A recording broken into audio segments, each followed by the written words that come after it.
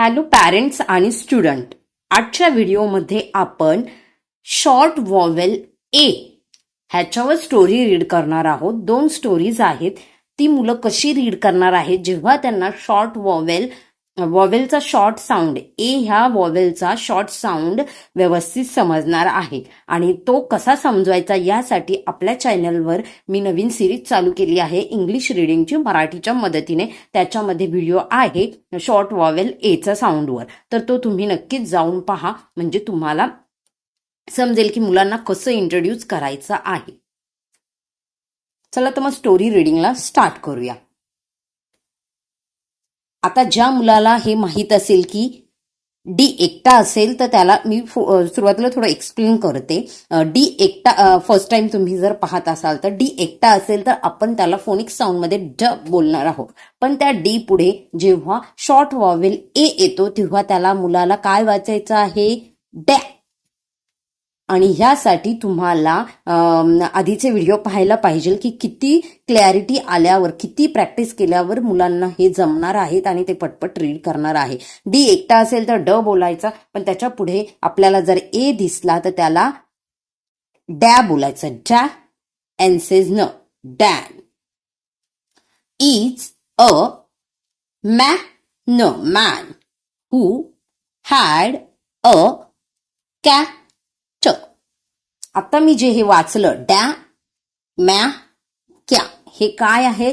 Consonant vowel blends आहेत.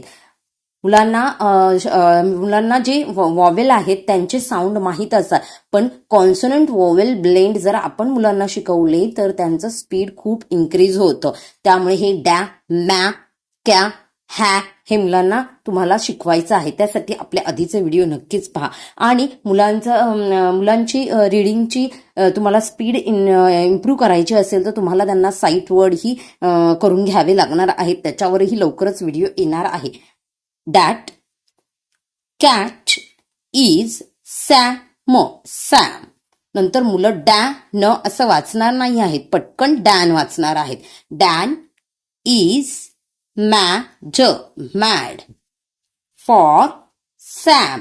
आता बघा इथे कितीतरी साईट वर्ड आलेले आहे. इज, हॅड, दॅट हे सगळे साईट वर्ड आहेत जे तुमच्या मुलांना नक्कीच यायला हवेत. Next, Dan had a hat and Sam sat on the hat. मी मुद्दामून हळूहळू वाचते आहे जेणेकरून मुलांनाही वाचता येईल माझ्या बरोबर. द साईट वर्ड आहे. Cat is sad. Dan dan हे सगळे कॉन्सनंट. हा जो डॅ आहे हा काय आहे? ए हा वॉवेल आहे आणि जेव्हा तो डी पुढे लागला आहे तेव्हा तो डॅ झाला आहे. तो डॅ काय? कॉन्सनंट वॉवेल ब्लेंड आहे. डॅ न is sad. The cat and dan had a nap under the fan. आणि मला अजून एक तुम्हाला सांगायचं होतं, जेव्हा मुलं इथे सुरुवातीला वाचतील एक एक वर्ड वाचतील. Dan is a map who had a cat. त्यांना नेहमी सांगा की जिथे फुल स्टॉप येतं तिथे तुम्हाला थोडा वेळ थांबायचं आहे आणि सुरुवातीला ते थोडे अडखळत वाचतील तर नंतर तेच सेंटेन्स तुम्ही त्यांना डबल रीड करायला लावा जेणेकरून त्यांची फ्लुएन्सी इम्प्रूव्ह होईल. नेक्स्ट, आफ्टर हा पण काय आहे? एक साईट वर्ड आहे. After the nap they site word played with the bat. खूप सोपं आहे आणि खूप छान मुलं रीड करतात जर तुम्ही त्यांना कॉन्सनंट वॉवेल ब्लेंड शिकवले असेल तर. आपल्या चॅनलवर ए ह्या दोन्ही वॉवेलचे कॉन्सनंट वॉवेल ब्लेंड मी त्यांचे व्हिडिओ बनवले आहेत, ते तुम्ही नक्कीच जाऊन पहा. आणि आता मी नेक्स्ट व्हिडिओ आपला हा येत आहे त्यानंतर वॉवेल आयचा कॉन्सनंट वॉवेल ब्लेंडही मी टाकणार आहे. नेक्स्ट स्टोरी रीड करूया आपण.